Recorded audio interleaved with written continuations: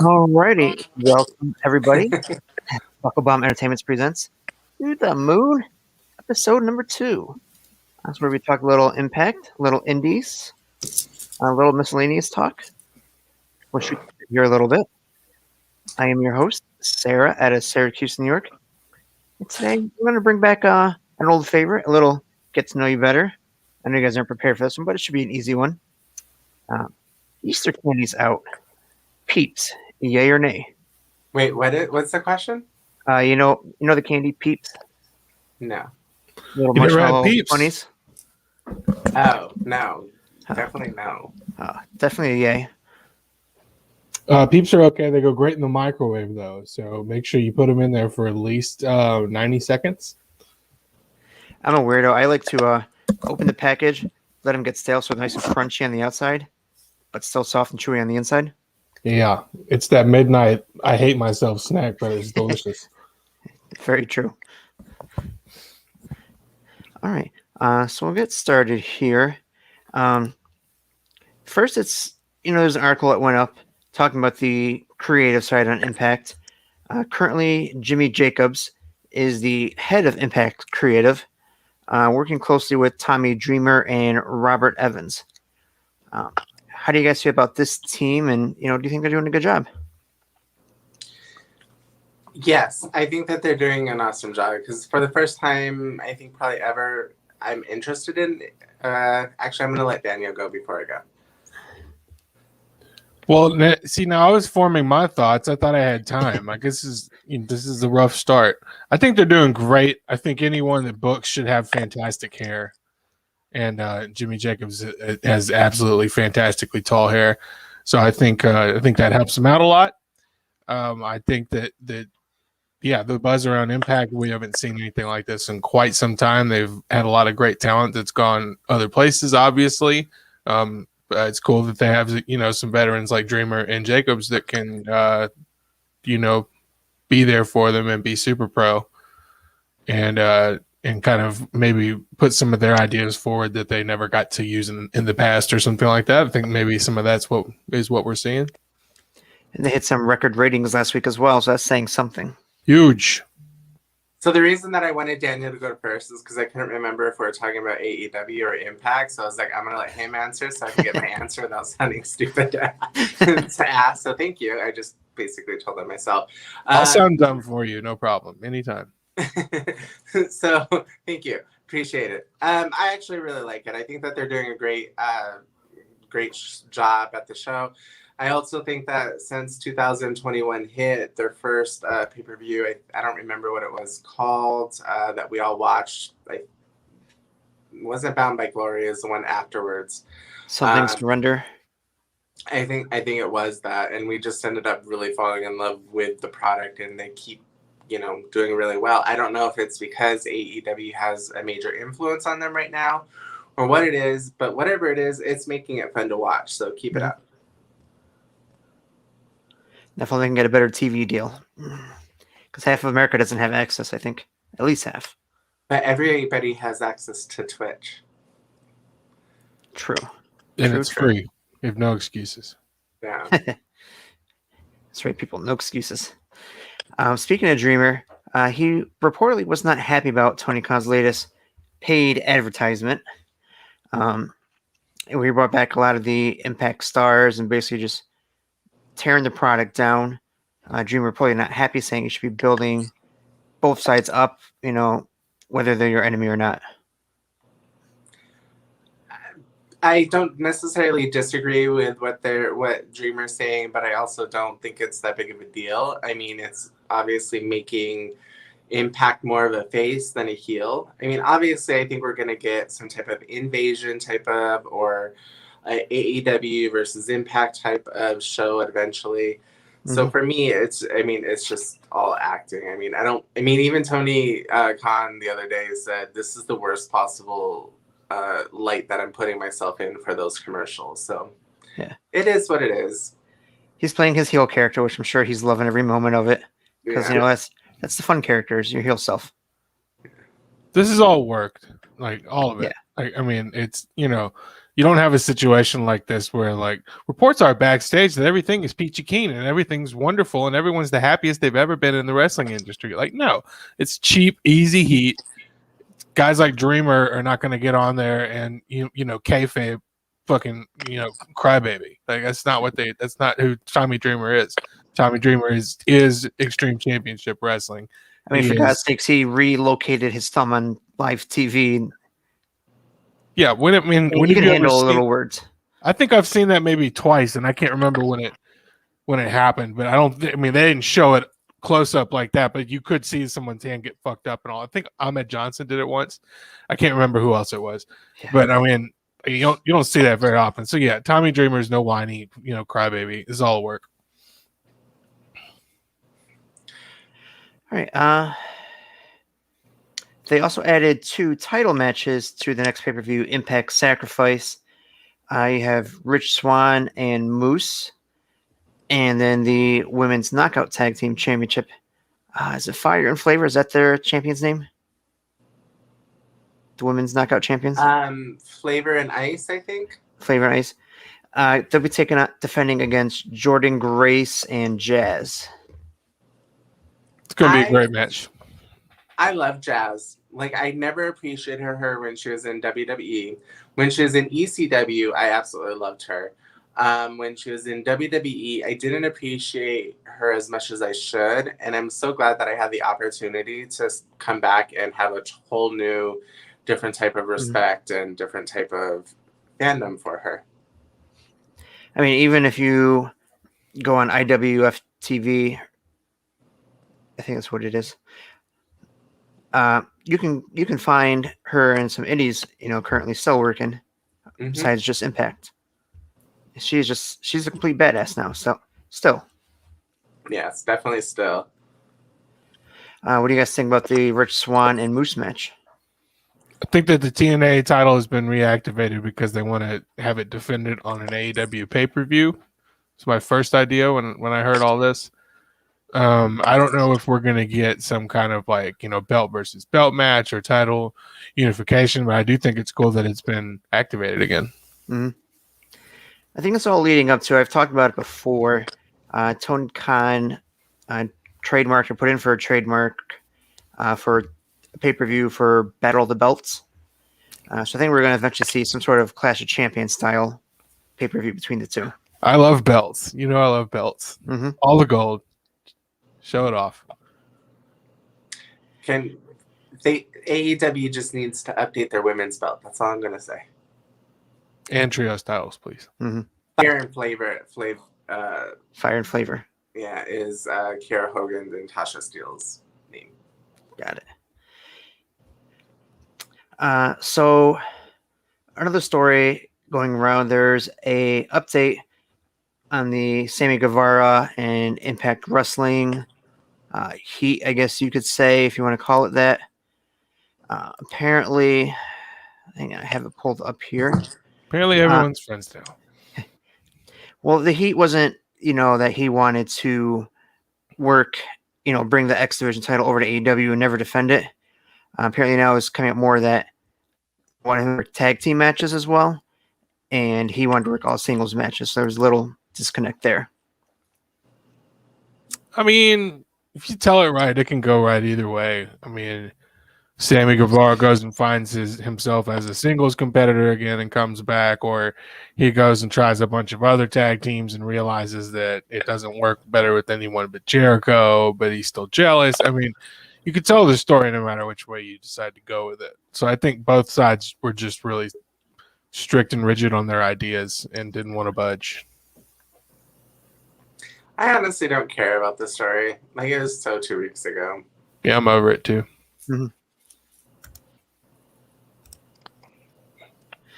All right. Welcome, Orlando. All right. Well, Good that's morning, it for our show sunshine. this week. Thank you so much for tuning in. Oh, hey, Orlando. This is what happens when you work an overnight shift and then you put an alarm, but then you don't wake up. That's all right. Been there. So what So topic we're are you just- guys on? We were just talking. A new report came out on the alleged Sammy Guevara Impact heat. Heat wasn't so much that he wanted to take the X Division title basically to AEW, never defend it, but more that Impact only wanted to work tag team matches, and he wanted to work only singles matches. Okay, I agree with that. He should be a singles wrestler. I mean, he wasn't in a tag team, honestly.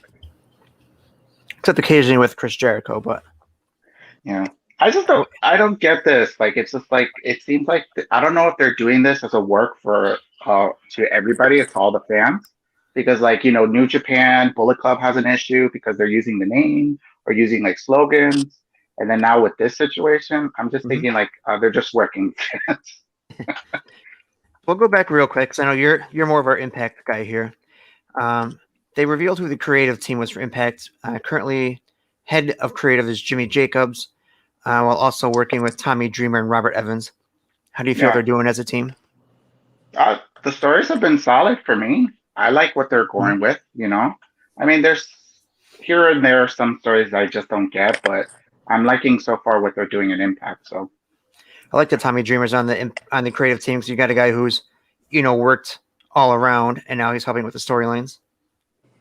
yeah, I think he helped out in ECW before it closed. Yeah, I'm not aware. it's pretty much him and Paul Heyman as creative. Yeah.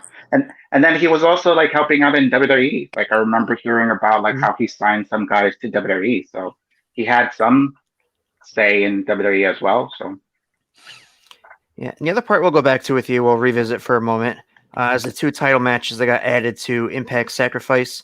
We'll get your opinion. Rich Swann versus Moose. I like the decision that they're doing. Everybody just knows for the fact that it's going to be Kenny Omega's going to have 3 belts or 4 belts. Instead of the cleaner, he'll be the collector. Pretty much, yeah. You know. Then the other title match was the Impact Knockouts Championship, or Tag Team Championship, with Jordan Grace and Jazz going up against Fire and Flava. I like the fact that Fire and Flavor will probably be wrestling Jazz. I think they probably watched her as a kid, so they probably are like geeking out. A lot of the girls probably a lot of the girls are geeking out there. So, so it was revealed on Twitter a few days ago. Heath Slater, or just Heath now, will be undergoing surgery on March 1st. It is to yes, he has a sports hernia on his left side of his pubic bone, so he's getting that taken care of. No timetable for his return as of yet. That sucks. Yeah, it won't be forever. Finally getting used right. 6 weeks. So it's just like 6 weeks he'll be out. That's how long I was out with hernia surgery. Okay. Well, he's been out for what? Like, when was it was Bound for Glory, right? Yeah, Bound for Glory is when he got hurt. So that was November, and we're now going into March. Ooh, that's a long time, though. He'll probably, get the surgery, be out 6 weeks, probably rehab for a couple of weeks, and then be back. Okay. That would be my guess. So that's pretty much it on the Impact side. Big news hitting NWA side today. Their YouTube library has been completely taken down. Oh, you sign on to their YouTube channel. There are no videos. Yeah. So rumor is speculating whether they're shutting down, whether they've sold, or what's going on with Billy Corgan. I think they're going to get sold because a lot of the wrestlers are now signing with other companies now. Yeah. So I'm just wondering who bought the library. That's the thing. Do you think he sold it piece by piece, selling contracts of wrestlers separately, sold the library to another company, or do you think he sold it all as one package if he sold it? I would say the whole package because, because at least most of them are where? In AEW, right? Most of them? A lot of them are. Yeah. Colt Cabana, Eddie Kingston, Thunder Rosa. Who else? Ricky Starks. I know he was there. Yep, Ricky. His contract ran out, though, I believe. No, but I mean, he has content from NWA because he was there for a bit. Allison Kay. Hey, all I want is the Billy Corgan Darby Allin storyline. Give it to me. Give me this super because it could be Billy Corgan's songs versus Darby Allin's videos, and then you mash them up together and they become friends. It'd be hilarious. That's funny. That would be great.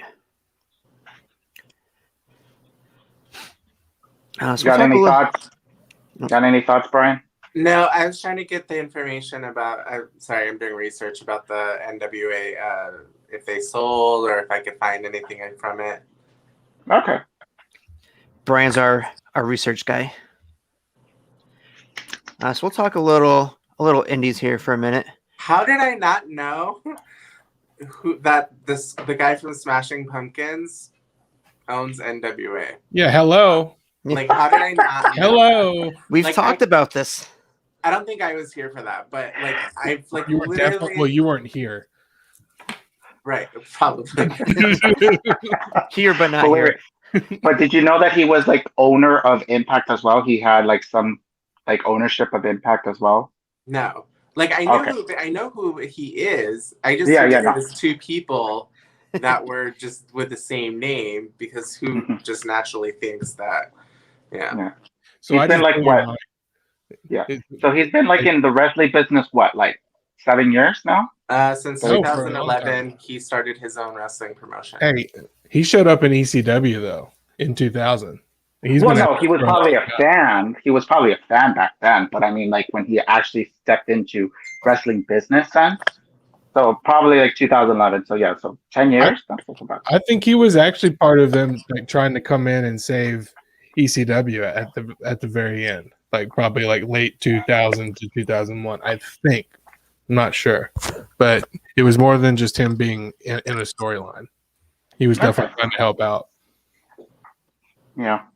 And good, good for him. Good on him. Mm-hmm. Yeah. Mm-hmm. So we'll talk a little indie stuff here. We'll get to a couple results. Last weekend, I know we talked about in last week's show, GSW had their Inception pay-per-view. Daniel, did you watch this one? I know you were thinking about it. Which one? GSW? GSW? Yeah. Yes, I did watch it. I purchased it after I watched Bloodsport, and it was very, very much enjoyable experience. A lot of great matches. There's a Frank Holiday match on there. Greg Hammerstone won their belt. His name's Greg, isn't Alex Hammerstone? Alexander Hammerstone. Yeah, Alex Hammerstone. Who else was on this card? Have you got it pulled up? Yep. So we had Deonna Purrazzo defeating Trish Adora. Awesome match. Trish Adora was super cool. If you haven't checked her out, you should check her out. Obviously, Deonna Purrazzo is amazing. Yeah, that was actually the best match on the whole card. We also had Ricky Reyes defeating Gio Galvano and Smiley. Smiley is hilarious. If you've never seen Smiley before, I love comedy wrestling. Go see Smiley. It's fun. Vicious Vicky defeating Gabby Ortiz. Yeah, that was a solid women's match. I think that was the second or third match. Looks like fourth match, maybe. Mm-hmm. Richard Holiday defeating Tyson Maddox. Richard Holiday from MLW. If you haven't checked him out, he's part of the Dynasty group over there. Used to be the group with MJF and Hammerstone. The GSW Soul of Syndicate title match. Masha Slamovich defeating Hyan.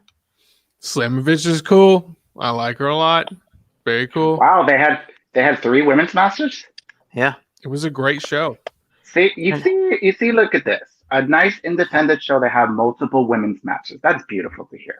Yep. That's very beautiful to hear. 4 men's matches, 3 women's. It's pretty good. And then the last match on the card, Michael Elgin defeating Wrecking Ball Legursky. So we actually went backwards here. This was actually the first match of the night, which is really good. Wrecking Ball's got some major Bam Bam vibes with his gear and everything. So I enjoyed this match a lot. Michael Elgin looks like he's a huge part of this promotion. And I mean, for a first show, it's great. I think their first event is on May 22nd. And they're also going to be making announcements. They start regular weekly programming in March. So very, very exciting. Love this promotion already. And the belts are cool. We'll have to check them out. Maybe we It's can on do YouTube. Yeah. No, I watched this one on Fight. You can check out their website. Just look for I think it's like GSW Pro or something like that. But look for GSW Wrestling. Are they on IWTV? Do we know? Not that I'm aware of. No. Wait, Okay. what is it? GSW? Global Syndicate Wrestling. So the other big event last week we'll talk about, I don't know if you want to go through this match by match, GCW's Josh Barnett's Bloodsport 5. Yeah, this is so all this stuff is really like it's not for everyone, and I come to find out it actually wasn't my favorite thing that I've seen from GCW. The matches are cool. The whole style that it's shot in is really cool, and the style that they're working, it is a little bit different. But for me to have something that's in between like a regular shoot fight and a pro wrestling match is kind of like I'd rather you do one or the other.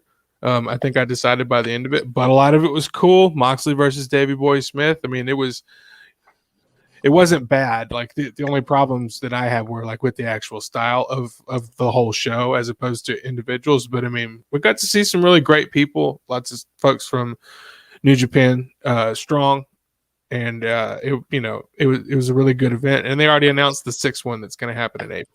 And the main event for that one will be John Moxley versus Josh Barnett. Yeah, which will be super cool. So, I mean, I certainly don't mean to knock this show. It just wasn't my favorite thing personally. Mhm. I'll still probably buy the next one. It is getting pretty popular amongst a lot of the people, though.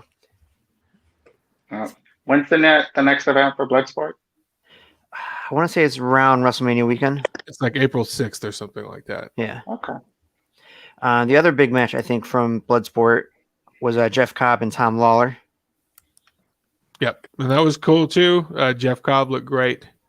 He got the win on Filthy Tom Lawler, who actually has quite a few matches for the UFC and is a very legit MMA fighter. So I love Jeff Cobb, so I like seeing him win. And the only other name I recognized who had a match was Rocky Romero defeating Simon Grimm. Yeah, that was some people's favorite match of the night. I thought it was very good as well. We also saw JR Kratos. Who was in the first match? I got it pulled up here. Calder McCall versus Bad Dude Tito. Right, and then also what's his name? Calvin Tankman. Tankman looked great and went 2-0 for Bloodsport competition. If you've never seen Calvin Tankman, go check him out. He is a beast. So I'll talk about. I got some upcoming events. There's not much going on tonight. The Tokyo Joshis have a show today as well. Let me take a look here. What else Did do that we one have? already happen this morning? I think it happened. So. Yeah, it happened early this morning, so I can see results. I'm not sure if it's aired because yet. Because I saw that yesterday, they already showed the results versus John Moxley and Kenta. Yes. Yeah, that was yesterday. That was on Strong. Progress has a show as well. Chapter 105, Bring to Thunder. Looks like that one already happened early this morning as well. A lot of UK and Japanese indie stuff going on today. GCW has an upcoming one. Their next one is March 6th. So that'll be happening within the next week. Oh, Progress is still alive? I thought they were bought by WWE. Apparently not. Okay. GCW, looking at their card right now. Alex Colon against Nolan Edward. That'll be an awesome match. Alex Colon is the shit. Effie versus Atticus Cogar. Yes, Effie. And looks like the main event is going to be GCW World Title versus Spring Break show match. Ricky Shane Page against Joey Janela. Well, Ricky Shane Page is a primetime piece of shit, and I really enjoy watching him wrestle and be such a douchebag heel. He is awesome. So we'll be taking on Joey Janela of AEW fame. That's March 6th. Is that next Friday or Saturday? I think that's next Saturday. Yep. The 6th is on a Saturday, yeah. So if they announce any more matches, maybe we'll go over that one again next week as well. Mm-hmm. Big weekend next weekend. We get a GCW on Saturday night. We get Revolution on Sunday. God knows what they're up to in Joshi Land. It's the best time for wrestling. Yep. Oh, so this GCW show is actually going to be in Atlantic City, a couple hours away from me. But hey now. Still a little too soon. Casino trip. Yeah. Unfortunately, my job, if I travel out of state, I have to quarantine for 10 days. So that's a no-no for me. Or that could be a nice... Or you could just do that and just call in sick. Be like, I think I got the Rona. I may have to be quarantined. Go to the show, hurry up back here, and go to work. Kind of close in time. Right. Well, I'll join you. Why do you smell like cheap booze and boardwalk? New cologne, new perfume. Alex Cologne. Yeah. Ooh. Ba-dum. Dum-dum. That's your indie wrestling joke for the week, everybody. All right. So, what was everybody's favorite show this week? As we're heading into the new week, what was everyone's favorite? So no knock on NXT whatsoever. I think it's a really good show, but something about like the all black, kind of background, it makes it feel like nighttime, and it puts me to sleep a lot. I can't help it.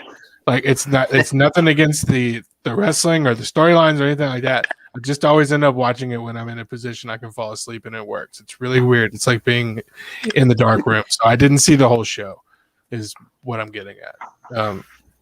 Dynamite's usually my favorite show every week. I don't know. I think GSW was actually my favorite show this week. It was a really good first show for a promotion. So I'm going to go with the indies here. Global Syndicate Wrestling. I don't know. I'm trying to think of which one it was. I feel like I didn't watch a lot of wrestling this week. Like I'd start to watch it and then I'd fall asleep. I think the only shows that I had completed was probably AEW from start to finish. Oh, I did watch SmackDown, but that's not going to be my top. What about I'm kind of fighting it out. NXT UK I thought was really good. Yeah, then that main event was really good. I liked the pacing of that match. Yeah. I didn't get to watch it. Do you want spoilers or? I don't care. That's fine. So one of my favorite tag teams there, Pretty Deadly. They won the UK tag team titles. So I'm thinking that the secondary titles, they're gonna be switching over to new people. So I'm thinking Mako may win the women's title because I don't know Katie Lay is already ready for NXT Prime, or is she planning on leaving? Because I know for a fact that NXT 2K should be already taped. So she could easily fly to the States, be quarantined for like a good month, get her visa, and then she could debut in NXT Prime. What if Mako is the leader that's under the disguise leading Xia Li, and I can't think what his name is. It's already been revealed. It's not her. Oh, it's not? Okay. No, it's somebody from the Performance Center. I showed y'all a picture of it the other day, I think. I can't remember her name. She's been around for a while. Is it Karen Q is her name? Like in the indies? Or does she have long hair? No, it's not. I don't think so. No, she has long black hair. Yeah. She has long black hair. I can't remember. I can't remember what her name is. Yeah. But no, I think Mako is staying in United Kingdom because I mean they have like some of her stuff when she was in IWG, I think it's called, from United Kingdom promotion. So she wrestled a lot there. So and I think she's training there as well. So I don't think that she's going to stay in NXT UK. Like I don't think WWE is going to sign this huge mega star and have her stay in UK. Like she's headed to the States at some point. Yeah, but probably not anytime soon, and probably won't even pick up on Vince's radar, unfortunately. But maybe. Well, I think Hunter has more to do with NXT than McMahon, but who knows? You're probably right. I certainly hope so. At least when it comes to NXT. So what was your favorite show this week, Orlando? I was saying NXT UK, yeah.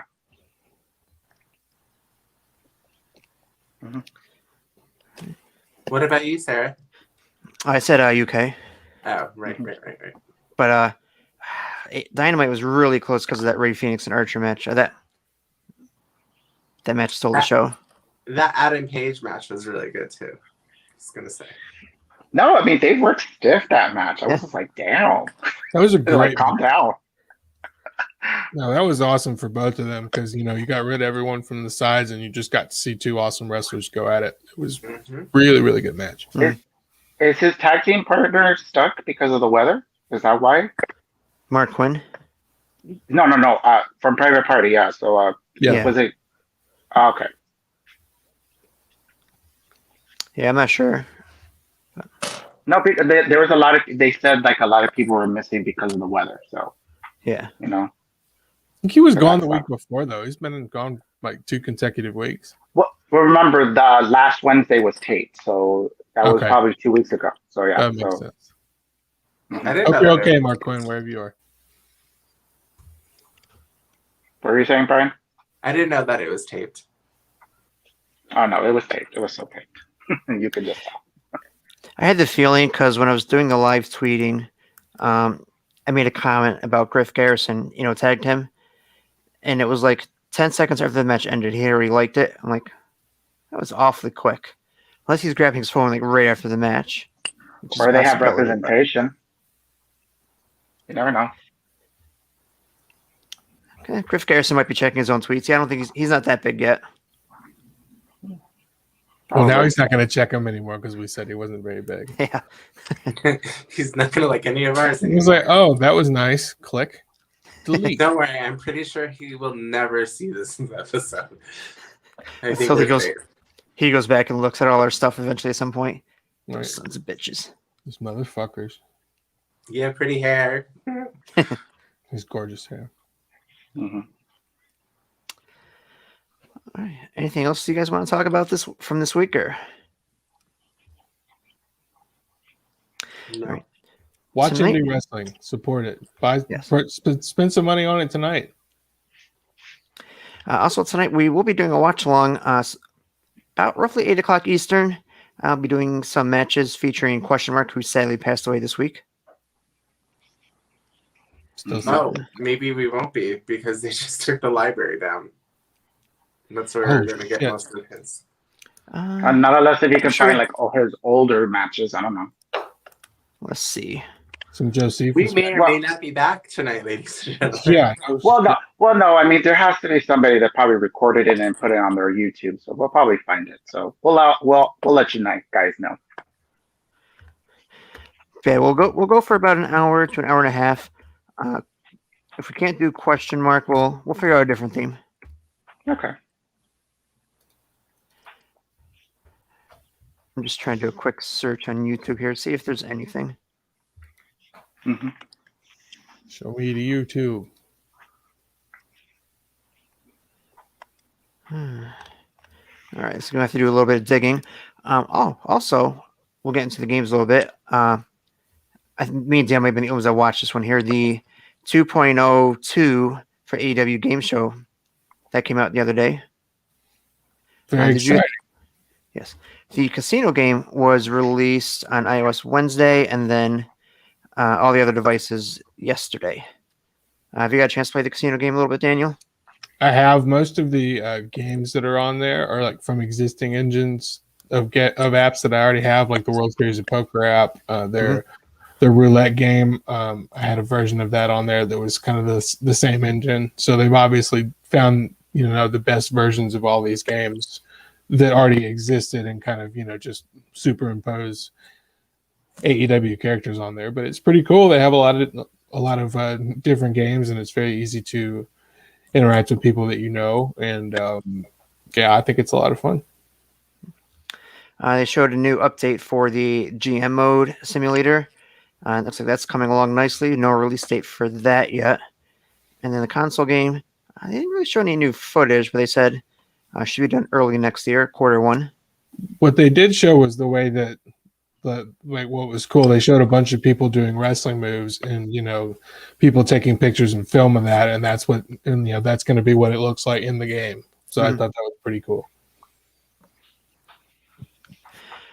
All right, and it looks like there is some highlights and some quick matches for Question Mark. So we'll have some stuff for tonight. Cool. All right. So until then, check us out on Twitter at BuckleBomb ENT, BuckleBombEntertainment.com, as well as all your other socials. DMC Grizzle. I'm wearing pants today. Brian Bella BBE, and I didn't get the message about wearing pants today. Ooh. You can follow me at Orly 1985. That's ORLLIE 1985. Go ahead and give me a follow. All right. Have a good night, everyone. See you later. Bye.